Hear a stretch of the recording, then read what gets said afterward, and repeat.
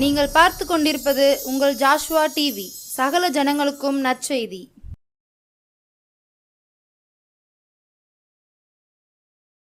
காணாமல் போன ஆடா இருந்தேனே ஏசையா, கண்ணோக்கி பார்த்தீரே, கவலைகளை மாற்றினீரே, மறக்கவில்லையே, மார்போடு அணைத்து கொண்டீரே, தேடி வந்தீரே, தீமைகளை அகற்றி விட்டீரே. Praise the Lord. ஆண்டவராகிய இயேசு கிறிஸ்துவின் இனிதான நாமத்தினாலே இந்த நிகழ்ச்சியை பார்க்கிற ஒவ்வொரு நேயர்களையும் ஆண்டவராகிய இயேசுவின் நாமத்தின் வாழ்த்துகிறேன். சந்தோஷமாக இருப்பீங்கன்னு நான் கர்த்தருக்குள்ளே நம்புகிறேன். தொடர்ந்து ஆண்டுடைய வார்த்தையை கேட்க நீங்கள் உற்சாகப்படுவதை நினைத்து நான் கர்த்தரை துதிக்கிறேன். இந்த நாள் நிகழ்ச்சியின் மூலமாக கர்த்தர் உங்களோடு கூட பேச அவர் வல்லவராக இருக்கிறார். வேதத்திலே ஒரு பகுதியை நாம் வாசிக்க கேட்போம். சங்கீதங்களின் புஸ்தகம் 71ஆம் சங்கீதம் 21ஆம் வசனத்தை நாம் வாசிக்க கேட்போம். சங்கீதம் 71 21ஆம் வசனத்திலே, என் மேன்மையை பெருக பண்ணி என்னை மறுபடியும் தேற்றுவீர் என்று வாசிக்கிறோம். அன்பான தெய்வ பிள்ளைகளே, இன்றைக்கு நாம் தியானிக்க போகிறதான காரியம் என்னன்னு சொன்னால், மேன்மையை பெருக பண்ணி. உங்களுடைய வாழ்க்கையில் மேன்மையான காரியங்கள் பெருக பண்ணுகிறதற்கு உலகத்தில் யாருமே இல்லையே அப்படின்னு சொல்லி ஒருவேளை நீங்கள் நினைத்து கொண்டு இருந்தால், இன்றைக்கு உங்களோடு கர்த்தர் பேசுகிறார். உங்கள் மேன்மையை அவர் பெருக பண்ணுகிறவர். சிலருடைய வாழ்க்கையில் மேன்மையான அனுபவத்தை பார்க்கவே முடியலை அப்படின்னு சிலர் நினைக்கிறீங்க. சிலருடைய வாழ்க்கையில் மேன்மைக்கும் எனக்கும் சம்பந்தமே இல்லை அப்படிங்கிற சில காரியங்கள் உங்கள் வாழ்க்கையில் நீங்கள் பார்க்குறீங்க. ஆனால் இன்றைக்கு ஆண்டவர் உங்களோடு கூட பேசுகிறாரு. உங்கள் மேன்மையை அவர் பெருக பண்ணுவார். மேன்மை இல்லாத உங்களுடைய வாழ்க்கையில் மேன்மையை கொடுக்க கர்த்தர் வல்லவராக இருக்கிறார். இன்றைக்கு கேட்கிற அந்த வார்த்தையை நீங்கள் விசுவாசித்து உங்கள் வாழ்க்கையில் அபியாசப்படுத்த நீங்கள் விரும்பும்போது, அர்ப்பணிக்கும் போது, ஆண்டவர் நிச்சயமாய் உங்களை ஆசீர்வதிக்கிறவராய் நிச்சயமாக அவர் கிரியை செய்வார். கர்த்தருடைய நாமத்துக்கு மகிமை உண்டாகட்டும். இன்றைக்கு நாம் வாசித்த அருமையான இந்த சங்கீதத்தில் என் மேன்மையை பெருக பண்ணி அப்படின்னு சொல்கிறாரு. மேன்மை எப்படி நம்முடைய வாழ்க்கையில் வரும்? நாமே மேன்மையை தேடிக்கொள்ளலாமா? மேன்மையை தேடிக்கொண்டால் அது நம்முடைய வாழ்க்கையில் நிலைக்குமா அப்படின்னு நாம் நினச்சி பார்த்தோம்னா, சிந்தித்து பார்த்தோம்னா, சிலருடைய வாழ்க்கையில் தானாகவே தேடிக்கொண்ட மேன்மைகள் ஒரு குறிப்பிட்ட நாட்களுக்கு அப்புறம் இல்லாமலே போனதை நாம் பார்க்குறோம். சிலருடைய வாழ்க்கையில் மேன்மையை தக்க வைத்து கொள்ள முடியாத அளவுக்கு தள்ளப்பட்ட சூழ்நிலைகளை பார்க்கிறோம். அன்பான தெய்வ பிள்ளைகளே, நாம் தேடிக்கொள்கிற மேன்மைக்கும் தேவனால் நமக்கு கிடைக்கிற மேன்மைக்கும் வித்தியாசம் இருக்கிறது. சிலருக்கு சில பதவி, சிலருக்கு சில அதிகாரம், சிலருக்கு சில காரியங்கள் மேன்மையாய் கிடைக்கலாம். ஆனால் தேவனால் கொடுக்கப்படுகிற மேன்மை பெருக பண்ணுகிறவராய் இருக்கிறார். தானாக தேடிக்கொண்டோ, நயவஞ்சமாகவோ, அல்லது சில சூழ்ச்சியின் மூலமாகவோ நாம் தேடிக்கொள்கிற மேன்மை ரொம்ப நாளைக்கு நீடிக்காது. நல்லா தெரிஞ்சுக்கிடணும். நான் வாசித்த வேத பகுதியில் மேன்மையை பெருக பண்ணின்னு சொல்லப்பட்டிருக்கிற அந்த வார்த்தையை மாத்திரம் நம்ம சரியாக புரிந்து கொள்ள வேண்டும். நம்முடைய வாழ்க்கையில் தேவன் தருகிற மேன்மை எப்படி பெருக பண்ணுகிறது, தேவனுடைய மேன்மை நமக்கு எப்படி கிடைக்கிறது, அதற்கு நாம் என்ன செய்ய வேண்டும் என்பது நாம் கவனிக்க வேண்டிய விஷயமாக இருக்கிறது. உபாகம புஸ்தகம் 28ஆம் அதிகாரத்தை திருப்பிக் கொள்வோமானால், உபாகம புஸ்தகம் 28ஆம் அதிகாரம் 1ஆம் வசனத்தை வாசிக்கும் போது அங்கே சொல்லப்பட்டிருக்கிறது, இன்று நான் உனக்கு விதிக்கிற உன் தேவனாகிய கர்த்தருடைய கட்டளைகளின்படி எல்லாம் செய்ய நீ கவனமாயிருக்கும்படிக்கு அவர் சத்தத்துக்கு உண்மையாய் செவி கொடுப்பாயானால் உன் தேவனாகிய கர்த்தர் பூமியில் உள்ள சகல ஜாதிகளிலும் உன்னை மேன்மையாக வருப்பார். நல்ல கவனிங்க. பூமியில் உள்ள சகல ஜாதிகளிலும் மேன்மையாய் வைக்கிற ஒரு அனுபவம். இந்த வார்த்தையை கேட்கும்போது நமக்கு மிகுந்த சந்தோஷமாக இருக்குது. இது என்னுடைய வாழ்க்கையில் நிறைவேறுமா அப்படின்னு நம்ம ஏங்குகிறோம். ஆனால் தேவன் நம்முடைய வாழ்க்கையில் சகல ஜாதிகளிலும் நம்ம மேன்மையாய் வைக்க வேண்டுமானால், அந்த மேன்மையின் அளவு பெருக வேண்டுமானால், நாம் செய்ய வேண்டிய அழகான காரியத்தை இந்த வசனத்தில் சொல்லப்பட்டிருக்க பாருங்க. கர்த்தருடைய கட்டளையின்படியெல்லாம் நீ செய்ய கவனமாய் இருக்கும்படிக்கு அவருடைய சத்தத்துக்கு உண்மையாய் செவி கொடுப்பாயானால். இந்த வார்த்தையை கேட்குற அன்பானவர்களே, உங்கள் வாழ்க்கையில் தேவனுடைய வார்த்தைக்கு உண்மையாய் செவி கொடுக்கிற அனுபவம் இருக்கா? உண்மையாய் அவருடைய வார்த்தையை கேட்டு அதன்படி செய்து தேவனுடைய இருதயத்தை சந்தோஷப்படுத்தக்கூடிய நபர்களாக நீங்கள் இருக்கீங்களா? கர்த்தருடைய வார்த்தையை கேட்குறீங்க, வேதத்தை வாசிக்கும் போது கர்த்தருடைய வார்த்தை உங்களோடு கூட பேசுகிறது. சபையில் கர்த்தருடைய வார்த்தையை கேட்குறீங்க, இந்த நிகழ்ச்சியின் வாயிலாக கர்த்தர் தம்முடைய வார்த்தை உங்களோடு கூட பேசுகிறார். என்னோடு தான் பேசுகிறது அப்படிங்கிற உணர்வு நமக்கு இருந்தோம். அதற்கு உண்மையாய் செவி கொடுக்கிற அனுபவம் நம்ம வாழ்க்கையில் இருக்கா? மேன்மை மாத்திரம் வேணும், ஆனால் அவருடைய சத்தத்துக்கு செவி கொடுக்கிற அனுபவத்தை புறம்பே தள்ளுகிற அனுபவம் உங்கள் வாழ்க்கையில் இருக்குமானா? இன்னைக்கு ஆண்டவர் உங்களோட பேசுகிறாரு. மேன்மையை பெருக பண்ணுகிற தேவன் உங்கள் வாழ்க்கையில் அவருடைய சத்தத்துக்கு உண்மையாக செவி கொடுங்க. ஒரு மனிதனுடைய சத்தத்துக்கு செவி கொடுக்கிற நீங்கள் தேவனுடைய சத்தத்துக்கு செவி கொடுப்பதில் நீங்கள் எவ்வளவு உங்கள் வாழ்க்கையில் குறைவுள்ளவர்களாக இருக்கீங்க சிந்திங்க. இன்றைக்கு ஒரு தீர்மானம் எடுக்கணும். நான் கர்த்தருடைய வார்த்தைக்கு நான் உண்மையாக செவி கொடுப்பேன். அவருடைய கட்டளைகளின்படி செய்ய கவனமாக இருக்கும்படிக்கு அவருடைய வார்த்தைக்கு நான் உண்மையாய் செவி கொடுப்பேன். போலித்தனம் அல்ல, சரின்னு சொல்லிட்டு மனம் போன வாழ்கிற அந்த வாழ்க்கையின் அனுபவம் இல்லை. கர்த்தர் உங்களோட தான் பேசுகிறாரு. ஒரு காரியத்தை திருத்தி கொள்ளும்படி கர்த்தர் பேசுகிறாரு. சில காரியங்களை நீங்கள் மாற்றிக்கொள்ள வேண்டும் என்று கர்த்தர் பேசுகிறாரு. சில தவறான காரியங்களுடைய வாழ்க்கையில் இருக்குது, அதை அப்புறப்படுத்த வேண்டும் என்று கர்த்தர் பேசுகிறாரு. சில காரியத்தில் நீங்கள் கீழ்ப்படியணும் அப்படின்னு ஆண்டவர் சில காரியங்களை உங்களுக்கு சொல்லுறாரு.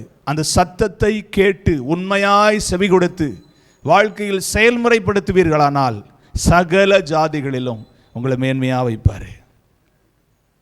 கர்த்தரை ஆராதிக்கிற விதத்தில், தேவனுடைய நாமத்துக்கு பயந்து வாழுகிற ஜீவியத்தில், மற்றவர்களுக்கு முன்பதாக வேதவசனத்தின்படி நீங்கள் வாழ பழகியிருப்பீர்களானால் உங்களை சகல ஜாதிகளில் உங்களை மேன்மையாக வைப்பார். அப்போ முதலாவது உங்களுடைய மேன்மையை பெருக பண்ணுகிற தேவன் அவருடைய சத்தத்துக்கு உண்மையாய் செவி கொடுப்பீர்களானால் உங்களை சகல ஜாதிகளிலும் மேன்மையாய் கர்த்தர் வைப்பார். இரண்டாவது, கர்த்தருடைய நாமம் மகிமைப்படட்டும். நீதிமொழிகள் புஸ்தகம் 15ஆம் அதிகாரத்தை திருப்பிக் கொள்வோம். நீதிமொழிகள் 15ஆம் அதிகாரம் அதனுடைய 33ஆம் வசனத்தை வாசிக்கும் போது அங்கே சொல்லப்பட்டிருக்கிறது, கர்த்தருக்கு பயப்படுதல், கர்த்தருக்கு பயப்படுதல் ஞானத்தை போதிக்கும், மேன்மைக்கு முன்னானது தாழ்மை. நம்முடைய வாழ்க்கையில் இரண்டாவது தேவன் எதிர்பார்க்கிற ஒரு காரியம் என்ன? தாழ்மை. சிலருடைய வாழ்க்கையில் மேன்மை இருக்கு, ஆனால் தாழ்மை இல்லை. மேன்மையைத்தான் விரும்புகிறமே தவிர வாழ்க்கையில் தாழ்மையான சுவாபமோ தாழ்மையான செயல்பாடோ இல்லை. வேடிக்கையாக நம்ம பிரசங்கத்தில் கேட்ட கதைகள் அநேகம் உண்டு. சிலருடைய வாழ்க்கையில் பாம்பு தாழ்மை, சிலருடைய வாழ்க்கையில் மண்புழு தாழ்மை என்று சொல்லுவார்கள். மண்புழு தாழ்மைனா என்ன? என்னதான் மிதிச்சாலும் அது சுருண்டுக்கிட்டு அது பாட்டு கிடக்கும். பாம்புன்னா அதே போல தானே அப்படி நம்ம நினச்சோம்னா அது மிதிச்சிட்டோம்னா நம்மளை கட்டாயம் கடிச்சிடும். மிதிக்காத வரைக்கும் பாதுகாப்பு. ஆனால் பாம்பும் புழுவும் ஒன்று தான், ஊறுகிறது தானே அப்படி நம்ம நினச்சா, ஆனால் ரெண்டுக்குமே வேறுபாடு இருக்குங்க. இன்றைக்கி இந்த வார்த்தையை கேட்குறவங்க வாழ்க்கையில் அநேகருக்கு முன்பதாக தாழ்மையாக இருக்கிறது போல் உங்களை காட்டிக்கொள்ளலாம். ஆனால் உங்களிடத்தில் சில காரியங்கள் நெருங்கும் போது தான் உங்களுடைய உண்மையான சுபாவம் தெரியுது. தேவனிடத்தில் எதிர்பார்க்கிற காரியம் என்ன? மேன்மை எவ்வளவுதான் உங்கள் வாழ்க்கையில் இருந்தாலும் தாழ்மையாய் வாழ்கிற வாழ்க்கையின் அனுபவம் உங்கள் வாழ்க்கையில் உண்டா? நல்லா யோசித்து பாருங்க.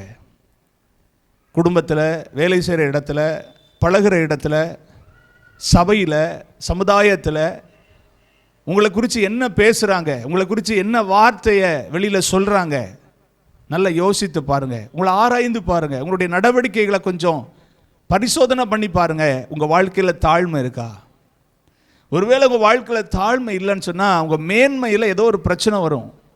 உங்கள் மேன்மை தொடர்ந்து நீடிப்பதற்கு உங்கள் வாழ்க்கையில் இருக்கிற தாழ்மை இல்லாத சுபாவமே உங்களுக்கு பிரச்சனையாக இருக்கும். ஆராய்ந்து பார்ப்பீங்கன்னா உங்களுக்கு அது புரியும். இன்றைக்கி ஆண்டவர் உங்களோடு பேசுகிறாரு. மேன்மைக்கு முன்னானது தாழ்மை. உங்கள் வாழ்க்கையில் மேன்மை வரணும்னா முன்னால் என்ன நிற்கணும்னா தாழ்மை நிற்கணும். தாழ்மையின் வாழ்க்கை வெளிப்படணும். தாழ்மையினுடைய அந்த சுபாவம் உங்கள் வாழ்க்கையில் இருக்கணும். வேதத்தில் சொல்லப்பட்டிருக்கு, ஆண்டவராகிய இயேசு கிறிஸ்துவை குறித்து சொல்லப்பட்டிருக்கு, அவர் சிலுவையின் முடிவு பரியந்தம் தம்மை தாமே தாழ்த்தினார் என்று வாசிக்கிறோம். அன்பானவர்களே, ஆண்டுடைய பிள்ளைகளாய் இருக்கிற நாம, கிறிஸ்துவின் அடிச்சுவடுகளை பின்பற்றக்கூடிய நாம நம்முடைய வாழ்க்கையில் தாழ்மையை தரித்து கொள்வோம். வேதம் தெளிவாய் சொல்கிறது, தன்னைத்தான் உயர்த்துகிறவன் தாழ்த்தப்படுவான். தன்னைத்தான் தாழ்த்துகிறவன் உயர்த்தப்படுவான், தன்னைத்தான் உயர்த்துகிறவனோ தாழ்த்தப்படுவான். உங்கள் வாழ்க்கையில் நல்லா யோசிங்க. உங்களை தாழ்த்துறீங்களா அல்லது உங்களை உயர்த்தக்கூடிய சுபாவம் உள்ளவங்களா இருக்கீங்களா? பெருமையாக பேசுகிறதா உங்களுக்கு பிடிக்குன்னா உங்கள் வாழ்க்கையில் தாழ்மை இல்லையே. உங்களை குறித்து 4 பேர் பெருமையாகவே பேசிக்கிட்டே இருக்கணும். குடும்பத்தில் இருந்தாலும் சரி, சமுதாயத்தில் இருந்தாலும் சரி, பொதுவான ஒரு இடத்துல இருந்தாலும் சரி, உங்களை யாராவது பெருமையாக பேசணுன்னா உங்கள் வாழ்க்கையில் தாழ்மையின் அந்த அடையாளத்தை கொஞ்சமேனும் பார்க்க முடியாது. தேவன் இடத்துல எதிர்பார்க்கிறது தாழ்மை. நான் ஒன்றுமே இல்லை, எல்லாமே தேவன் எனக்கு கொடுத்தது. நான் ஒன்றுமே இல்லை, தேவன் எனக்கு எல்லா அனுக்கிரகம் பண்ணினார், கர்த்தருடைய அனுக்கிரகம் அப்படின்னு சொல்லி வெளிப்படையாக உங்களால் சொல்ல முடியுமா? இருதயத்தில் ஒரு எண்ணத்தை வச்சுட்டு வாயில் பேசுகிற வாழ்க்கை தேவனுடைய பார்வையில் உண்மையான தாழ்மை இல்லை. இன்னைக்கு ஆண்டு உங்களோட பேசுகிறார். உண்மையான தாழ்மை உங்கள் வாழ்க்கையில் இருக்குன்னா உங்கள் மேன்மைக்கு எந்த ஒரு பிரச்சனையும் இல்லை. உங்களை ஆண்டவர் மேன்மையாக கத்தர் கொண்டு போவார். 2வது, அப்போ உங்கள் வாழ்க்கையில் தாழ்மை வேண்டும். 3வது, ஸ்தோத்திரம், கர்த்தருடைய நாமத்துக்கு மகிமை உண்டாகட்டும். நீதிமொழிகள் 20ஆம் அதிகாரம் அதனுடைய 3ஆம் வசனத்தை வாசிப்போன்னா அங்கே சொல்லப்பட்டிருக்கு, வழக்குக்கு விலகுவது மனுஷனுக்கு மேன்மை. மூடனானவன் எவனும் அதிலே தலையிட்டுக் கொள்ளுவான். போதும், கவனிங்களேன். 3வது, உங்கள் வாழ்க்கையில் என்ன சுபாவம் வேணும் அப்படின்னா, என்ன வழக்கு வந்தாலும் நீங்கள் அதில் தலையிடக்கூடாது, விலகிடணும்.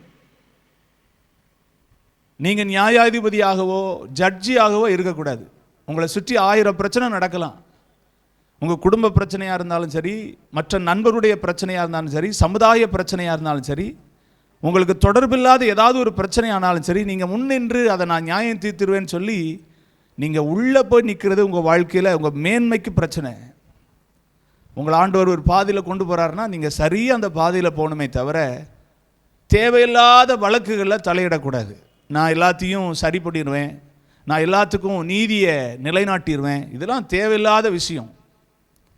சிலருடைய குடும்பத்தினுடைய பிரச்சனை உங்கள் வாழ்க்கையில் நீங்கள் தான் நியாயாதிபதியாக இருக்கணும்னு சொல்லி உங்களிடத்துல கொண்டு வரப்பட்டுனா நீங்கள் பட்டும் படாத மாதிரி அதை பேசிட்டு தூர வர்றது ரொம்ப நல்லது. அதற்குள்ளே நீங்கள் ஆழமாக உள்ளே போவீங்கன்னா உங்கள் வாழ்க்கையில் இருக்கிற அந்த மேன்மையான அனுபவம் நிச்சயமாக அது ரொம்ப சொற்பமாக மதிக்கப்படக்கூடிய ஒரு சூழ்நிலையாக மாறிடும். அன்பானவர்களே, வசனம் தெளிவாக சொல்லுது, வழக்குக்கு விலகுவது தான் மனுஷனுக்கு மேன்மை. சிலர் சொல்கிறாங்க, இல்லை நான் இத்தனை பிரச்சனையை தீர்த்து வச்சுருக்கிறேன், நான் இத்தனை பிரச்சனையை நான் டீல் பண்ணியிருக்கிறேன். நான் சமீப நாட்களில் ஒரு காரியத்தை நான் கேள்விப்பட்டேன். பெரும்பாலும் நம்முடைய ஸ்தோத்திரம் நாட்டில் இருக்கிற நீதிபதிகள், வக்கீல்கள், இவங்கெல்லாம் பார்த்திங்கன்னா பெரும்பாலான பேர் சமாதானம் இல்லாமல் இருக்காங்க அப்படின்னு நான் கேள்விப்பட்டேன். அவர்கள் பார்த்திங்கன்னா எத்தனையோ வழக்குகளை சந்திக்கிறாங்க. நாம் ஒரு பிரச்சனையை சந்திக்கிறோம், அவனை 1000 வழக்குகளை சந்திக்கிறாங்க. 1000 வழக்கும் 1000 விதமான கோணத்தில் அவங்க பார்க்கக்கூடியது. ஆனால் அவைகள் எல்லாம் பேசுகிறாங்க, அவைகள் எல்லாம் டீல் பண்ணுறாங்க, நிறைய அனுபவம் இருக்கும். ஆனால் அவங்களுடைய வாழ்க்கையில் சமாதானம் இல்லை. நல்லா யோசித்து பாருங்கள். 1000 வழக்க சந்திக்கிற அவருடைய வாழ்க்கையில் எத்தனையோ நீதிகளை சொல்லியிருக்கலாம். சிலரை பார்த்து நீதி அரசர் அப்படின்னு சொல்கிறாங்க. இந்த இவங்க வந்து கட்டாயம் ஒரு நல்ல தீர்ப்பை இவங்க சொல்லுவாங்க அப்படின்னு சொல்லி நிறைய காரியங்கள் சொல்லலாம். ஆனால் அது நிமித்தம் அவங்களுடைய வாழ்க்கையில் பார்த்தீங்கன்னா அது ஒன்று மட்டும்தான் அவங்களுக்கு மேன்மையான அனுபவமா அப்படின்னு பார்த்தா இல்லை. நிறையா அவங்களுடைய வாழ்க்கையின் அநேக பக்கங்களில் பார்த்தா அநேக வேதனைகள் உண்டு, அநேக அவச்சொற்கள் உண்டு, அநேக துன்புறுத்தல் உண்டு. இப்படி அநேக காரியங்களுடைய மேன்மைக்கு தடையாகவே இருந்திருக்க வாய்ப்பு இருக்கிறது. இன்றைக்கி ஆண்டவர் உங்களை பார்த்து சொல்கிறாரு, வாளின்றா ஏதாவது வழக்கு உங்கள் வாழ்க்கையில் வருதுன்னா விலகிறது ரொம்ப நல்லது. அது உங்கள் வாழ்க்கையில் தேவன் கொடுத்துருக்கிற மேன்மையை தொடர்ந்து அதில் நீங்கள் பயணிப்பதற்கு ரொம்ப சரியாக இருக்கும். எந்த வழக்கிலையும் தலையிட வேண்டாம். அது பண பிரச்சனையாக இருக்கட்டும், குடும்ப பிரச்சனையாக இருக்கட்டும், அல்லது தெரு பிரச்சனையாக இருக்கட்டும், அல்லது எந்த பிரச்சனையாக இருந்தாலும் சரி, வழக்குக்கு விலகிருங்க. விலகிட்டிங்கன்னா உங்களுக்கு ஆண்டவர் கொடுத்த மேன்மையை நீங்கள் கட்டாயம் தொடர்ந்து அதில் நீங்கள் பயணிக்க முடியும். 3 காரியங்கள். முதலாவது, அப்படியே சத்தத்துக்கு உண்மையாக செவி கொடுங்க, தாழ்மையாக இருக்க பழகுங்க. எந்த வழக்கு வந்தாலும் அதுக்கு நீங்கள் விலகிருங்க. உங்கள் மேன்மையை கர்த்தர் பெருக பண்ணுவார். நீங்களும் ஆண்டவரும் அப்படிங்கிற அந்த ஸ்ட்ராட்டஜியை என்றைக்குமே நீங்கள் மெயின்டைன் பண்ணுவீங்கன்னா உங்கள் வாழ்க்கையில் கர்த்தர் கொடுத்துருக்கிற மேன்மையை தொடர்ந்து அந்த அனுபவத்தில் உங்களை கொண்டு செல்வதற்கு கர்த்தர் வல்லவராக இருக்கிறார். அன்பானவர்களே, இந்த செய்தி உங்களுடைய வாழ்க்கையில் உங்களோட பேசுகிற செய்தியாக இருக்கிறா? உங்களோட பேசுகிற செய்தியாக இருக்குதா? உங்களோட பேசுகிற செய்தியாக இருக்கும்னா இன்றைக்கி உங்களை ஆண்டவர்கிட்ட ஒப்பு கொடுங்க. ஆண்டவரே, என் வாழ்க்கையில் ஆண்டவர் என்னை எத்தனையோ மேன்மையான அனுபவத்தெல்லாம் கொண்டு போய் வச்சார். ஆனால் அந்த மேன்மையான அனுபவத்தை நான் தொலைச்சிட்டேன். அந்த மேன்மையான அனுபவத்தை நான் இழந்துட்டேன். அந்த மேன்மையான அனுபவத்தை என் வாழ்க்கையில் நான் மெயின்டைன் பண்ண முடியலை. அதை நான் தக்க வைத்து கொள்ள முடியாத நிலைமையில் நான் இந்த பேசின வார்த்தைகளெல்லாம் நான் குறைப்பட்டிருக்கிறேன். இன்றைக்கி நான் ஒப்பு கொடுக்குறேன் அப்படின்னு நீங்கள் உங்களை அர்ப்பணிப்பீங்கன்னா இன்றைக்கே ஆண்டவனுடைய வாழ்க்கையில் ஒரு மாற்றத்தை உருவாக்கி உங்களுக்கான மேன்மையில் உங்களை தொடர செய்ய கர்த்தர் வல்லவராக இருக்கிறார். சத்ருவானவனுடைய மேன்மைக்கு தடையாக, சத்ருவானவங்களுடைய வாழ்க்கையில் தேவனுடைய பிள்ளை என்ற சாட்சியை அந்த உலகத்தில் நிலைநாட்ட விடாதபடிக்கு பல வழிகளில் உங்களுடைய வாழ்க்கையில் அவன் போராடி உங்களை சிதைக்கும்படி அவன் விரும்பின காரியங்களை இன்னைக்கு கர்த்தர் மாற்றுவதற்கு வல்லவராக இருக்கிறார். உங்களை அர்ப்பணிங்க. கர்த்தருடைய வாழ்க்கையில் பெரிய காரியங்களை செய்வார். என்னோடு கூட சேர்ந்து ஜெபிப்பீங்களா? நேசிக்கிற நல்ல ஆண்டவரே, இயேசுவின் நாமத்தினால் நம்முடைய சமூகத்தில் வருகிறேன். இந்த வார்த்தை கேட்குற அன்பான பிள்ளைகளுடைய வாழ்க்கையில் மேன்மையான அனுபவத்தை சத்ருவானவன் பல வழிகளில் நம்முடைய வாழ்க்கையில் கர்த்தருடைய சத்தத்துக்கு செவி கொடுக்க விடாதபடி இருதயங்களை கடினப்படுத்தி வாழ்க்கையில் மேன்மையே மட்டும் பார்த்து தாழ்மையான அனுபவத்தை வாழ்க்கையில் செயல்படுத்த விடாதபடி அப்படி இருதயத்தில் கிரியை செய்த அனுபவங்கள் மாற்றப்படட்டும். வழக்குக்கு நான் நியாயம் தீர்ப்பேன், நான் எல்லாவற்றையும் செய்திருவேன்னு சொல்லி அவங்கள அப்படிப்பட்ட காரியத்தில் ஈடுபடுத்தி உடைய வாழ்க்கையில் இருக்கிற மேன்மையை தொலைக்க பண்ணின சத்ருவை இன்னைக்கு இயேசுவின் நாமத்தில் கடிந்து கொள்கிறேன். இந்த பிள்ளைகளுடைய வாழ்க்கையில் தேவனாகிய கர்த்தர் மேன்மையை பெருக பண்ணுவேன்னு சொன்ன தேவன் இந்த வார்த்தையை கேட்டு கீழ்ப்படிந்து அப்படியே நம்முடைய பிள்ளைகளுடைய வாழ்க்கையில் கர்த்தருடைய நாமத்துக்கு மகிமைக்காக நம்முடைய பிள்ளைகள் மேன்மையாக இருக்கிற அனுபவத்தை நிலைக்க பண்ணுங்க. உம்முடைய நாமத்திற்கே மகிமை உண்டாகட்டும். இயேசுவின் நாமத்தில் ஜெபிக்கிறேன் நல்ல பிதாவே, ஆமென். கர்த்தர் உங்களை ஆஸ்வதிப்பார். இந்த செய்தி உங்களுக்கு பிரயோஜனமாக இருக்கும்னா ஸ்க்ரீனில் தெரிகிற நம்பருக்கு எங்களை தொடர்பு கொள்ளுங்கள். அது எங்களுடைய ஊழியத்தை இன்னும் உற்சாகமாக செய்வதற்கு பிரயோஜனமாக இருக்கும். எங்களுக்காக தொடர்ந்து ஜெபம் பண்ணுங்க. ஜாசுவா டிவிக்காக ஜெபம் பண்ணுங்க. கர்த்தராகிய இயேசு உங்களை ஆஸ்வதிப்பார். அடுத்த நிகழ்ச்சியில் உங்களை பார்க்கும் வரை கர்த்தருடைய இரக்கம், கிருபை, சமாதானம் உங்களோடு கூட இருப்பதாக. God bless you. ஆமென். காணாமல் போன ஆடா இருந்தேனே ஏசையா, கண்ணோக்கி பார்த்தீரே கவலைகளை மாற்றினீரே, கண்ணோக்கி பார்த்தீரே கவலைகளை மாற்றினீரே, மறக்கவில்லையே மார்போடு அணைத்து கொண்டீரே, தேடி வந்தீரே தீமைகளை அகற்றி விட்டீரே.